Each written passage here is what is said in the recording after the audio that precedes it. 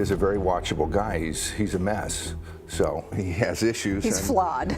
Yeah, he's very flawed, but I think the audience sees he's a pretty decent guy and they root for him as he keeps making mistakes. It's not a formula, but it's a good basis to start a show. At 81, Tom Selleck has finally said out loud what fans have suspected for decades. Behind the mustache, the charm, and the long stretches of silence, there has always been something deeply personal about his bond with Sam Elliott. Two men who arrived in Hollywood around the same time, chased the same kind of roles, and built a friendship over campfires, dusty trails, and Louis L'Amour novels. But what does Selleck actually think of Elliott now at this stage of life?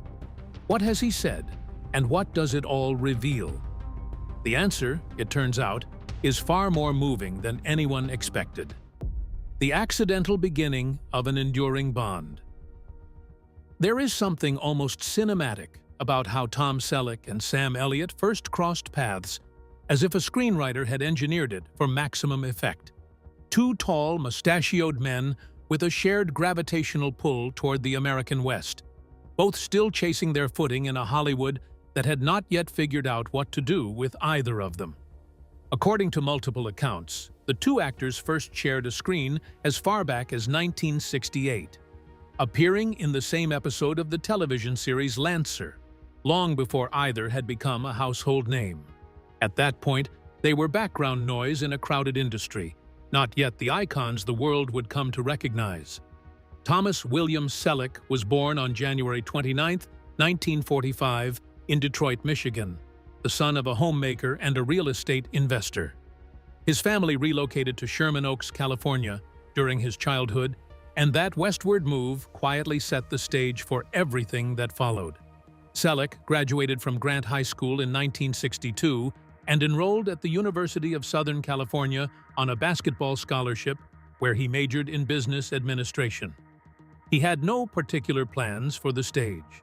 In his own words, he took an acting class at a community college looking for an easy grade, and the trajectory of his entire life shifted because of it. He trained under drama coach Milton Katselas at the Beverly Hills Playhouse and began picking up small television roles in the late 1960s, appearing in shows like Judd for the Defense and Bracken's World. His film debut came in 1970 in the Mae West vehicle Myra Breckenridge, a strange and surreal entry point for a career that would eventually be defined by clean-cut authority and Western charm. Sam Elliott arrived in Hollywood from a different direction, but with similar patience. Born on August 9, 1944, in Sacramento, California, Elliott grew up in Portland, Oregon, after his family relocated when he was 13. His father worked for the United States Department of the Interior, and his mother was a teacher.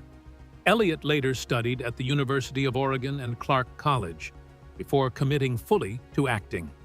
His film debut came in 1967 in The Way West, and he spent years grinding through small roles, quietly honing a presence that would eventually become one of the most distinctive in American cinema.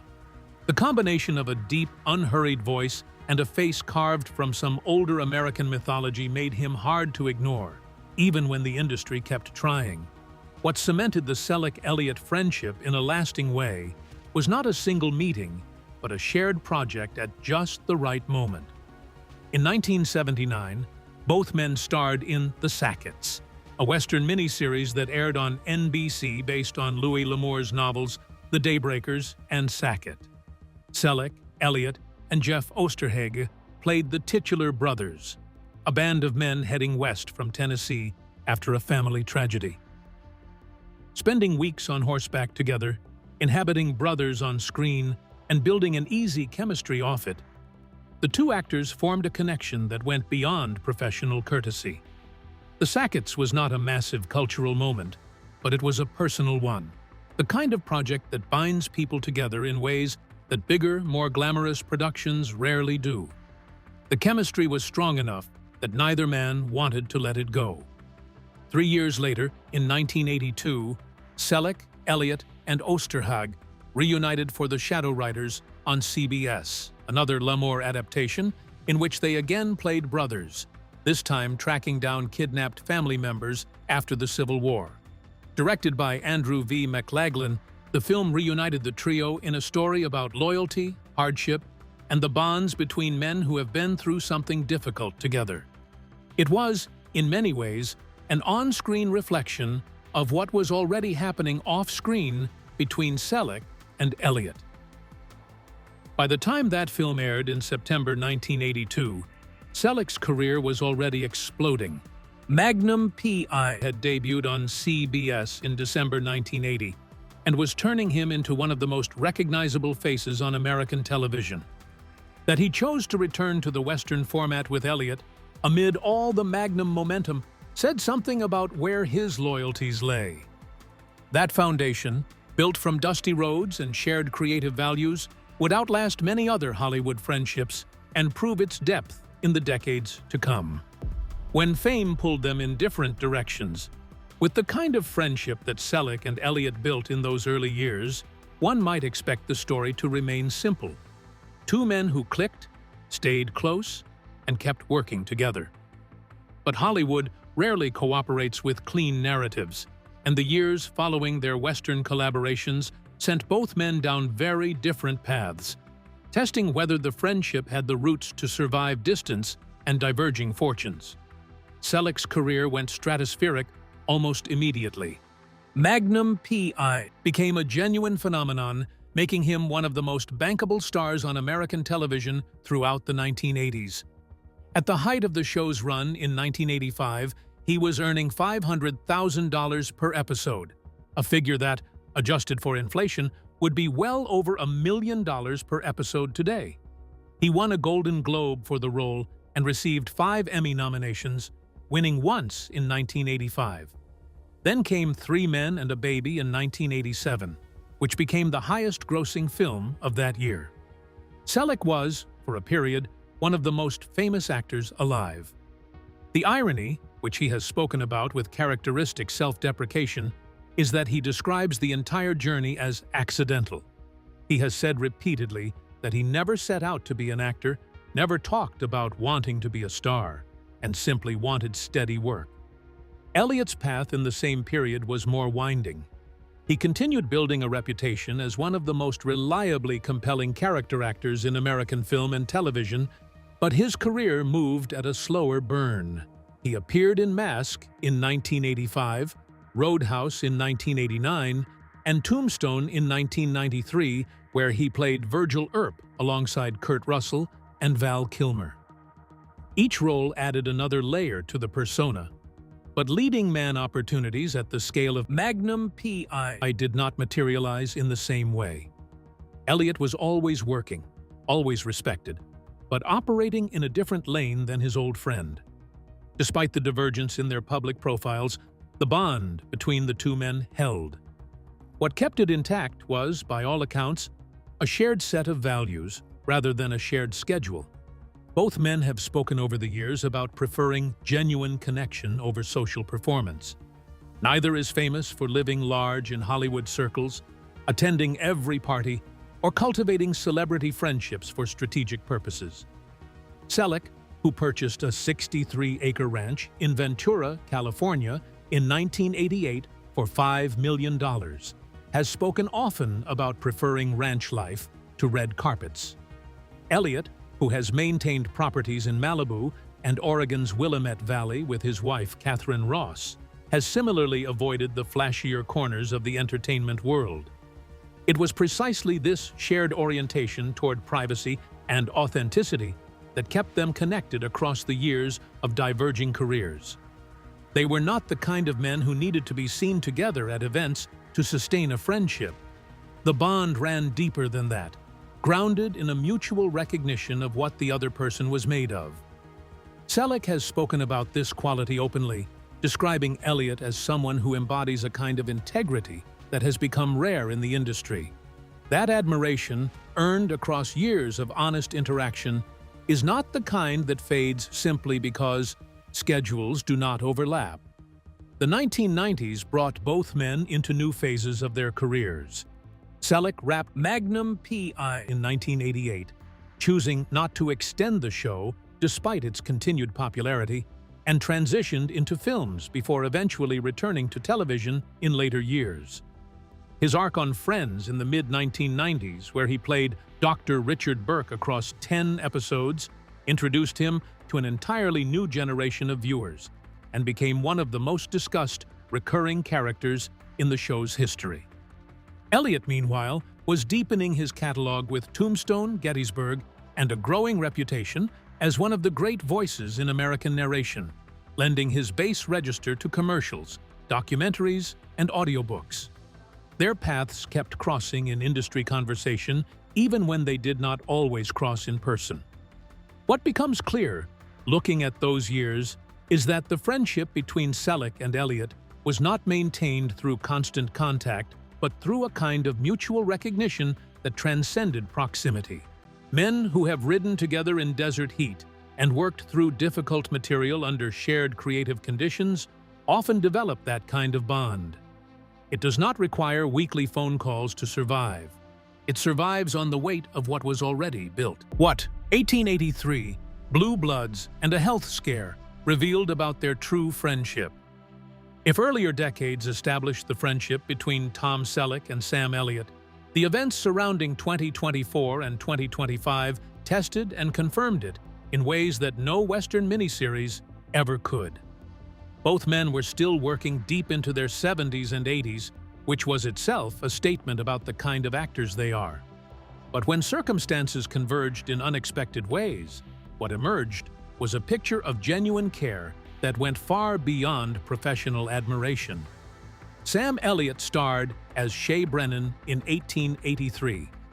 The Taylor Sheridan-produced Yellowstone prequel, a role that introduced him to the enormous Sheridan audience and earned him a Screen Actors Guild Award. The performance was widely regarded as some of the finest work of his career, with Elliott bringing a gravity and emotional range to the role that silenced any notion that he was merely a supporting presence. He was the center of something genuinely moving, and the industry noticed. Selleck noticed too. In a candid interview with Parade magazine in December 2024, as the final season of Blue Bloods was wrapping after 14 years on CBS, Selleck was asked about the possibility of working on a Taylor Sheridan project alongside his old friend. His response was immediate and unguarded. He said of Elliott, "Sam was great in 1883. Sam's always great. We go way, way back. I love him dearly. I'd love to work with Sam." Those words, spoken without hesitation or diplomatic hedging, carried the weight of decades. This was not a promotional quote or a calculated statement. It was a man saying plainly what he felt. Blue Bloods had ended, and Selleck was navigating a transition that proved more difficult than expected. He had played Commissioner Frank Reagan on the CBS drama for 14 seasons, earning an estimated $200,000 per episode in later seasons and accumulating a remarkable run of 275 episodes. The show concluded with its series finale on December 13, 2024. Selleck had been the anchor of the Reagan family table for over a decade, and losing that anchor point affected him in ways that became visible. Reports emerged through 2025 that he had gained significant weight, withdrawn from his usual routines, and was struggling to find his footing without the structure the show had provided. That is when Sam Elliott showed precisely what the friendship was built on. Sources close to both men described Elliott as alarmed by what he was seeing and determined to reconnect with Selleck and help pull him out of a difficult period.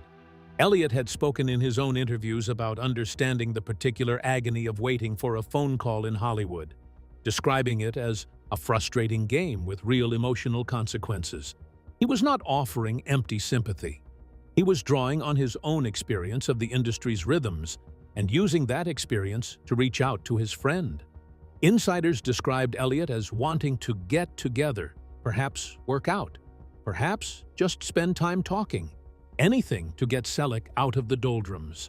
What that gesture revealed was something that cannot be manufactured.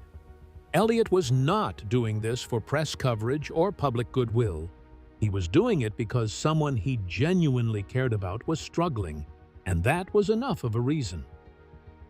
The friendship that began in 1968 on a television set and deepened through saddle soreness on a 1979 miniseries was still present, still functional, still capable of producing a phone call that said, in effect, "I see you and I am not going anywhere." That is a rarer quality than most people imagine, especially in an industry that trains its participants to be strategic about everything, including their affections. Selleck, for his part, eventually found his footing again.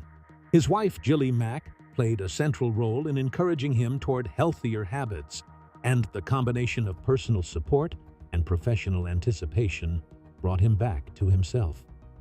A potential Jesse Stone revival and conversations about a Blue Bloods spin-off kept his creative energy engaged.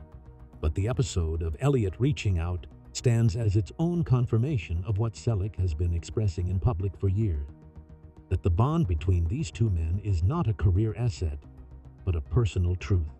Perspective at 81. What Selleck actually feels. At 81, Tom Selleck has arrived at a place of unusual clarity about what matters to him, what he has built, and who has mattered most along the way. His 2024 memoir, You Never Know, published by HarperCollins and co-written with Ellis Hennigan, serves as the most direct window into his inner life that he has ever offered. Among the many things in that book, one name appears with particular warmth and specificity. Sam Elliott is listed alongside Frank Sinatra and Carol Burnett as one of the great friendships Selleck has recounted from his personal life. That placement is not accidental.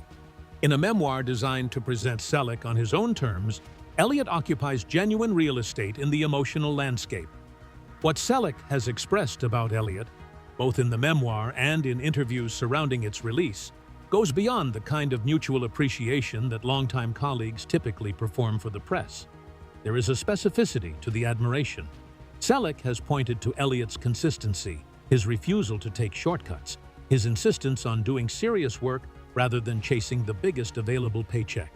These are qualities Selleck clearly sees as parallel to his own values, and identifying them in Elliott reads like a form of self-recognition, like looking across a campfire and seeing someone who made similar choices and carries similar convictions. The two men share an interesting position in the history of American masculinity onto screen. Both became icons, partly through physical presence, that combination of height, stillness, and a kind of unhurried confidence that reads as authentic rather than performed, but both have been careful throughout their careers about what they brought to that image. Neither played villains for shock value. Neither chased edgy reinvention for its own sake. They built reputations on characters who were flawed but fundamentally decent, and the audience responded to that over decades in a way that celebrity built on shock cycles simply cannot sustain. Selleck's feelings about Elliott also reflect something about how both men have aged. Elliott's performance in 1883 reminded the industry that certain actors grow more powerful with time, that a face carrying decades of experience can communicate things that younger faces simply cannot access. Selleck has spoken about wanting that for himself, wanting to keep working, keep finding roles that use what he has accumulated rather than hiding it. His desire to work with Taylor Sheridan, expressed explicitly through the lens of wanting to reunite with Elliott, suggests he sees his old friend as a model for how to age as an actor with dignity and continued creative force.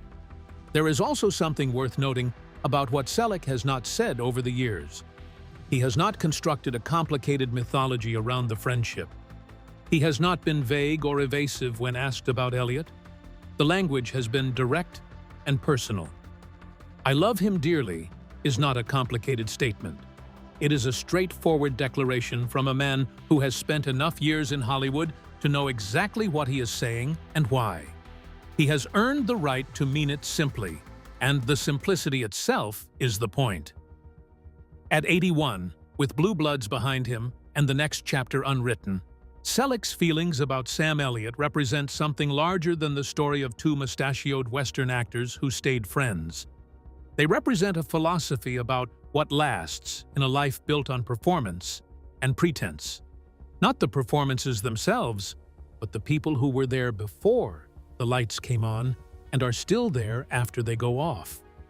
As Selleck looks back on everything, from the accidental acting class to Magnum, P.I. Me to 14 years as Frank Reagan, the through line is not the roles.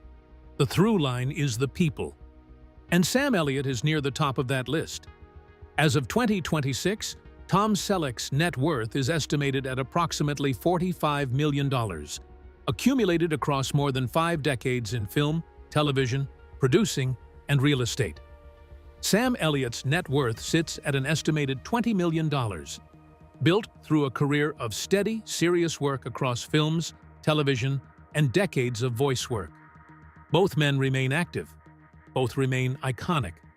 And if Selleck gets his wish, and Taylor Sheridan finds a way to put them in the same frame one more time, audiences will watch two men who never stopped being exactly who they are.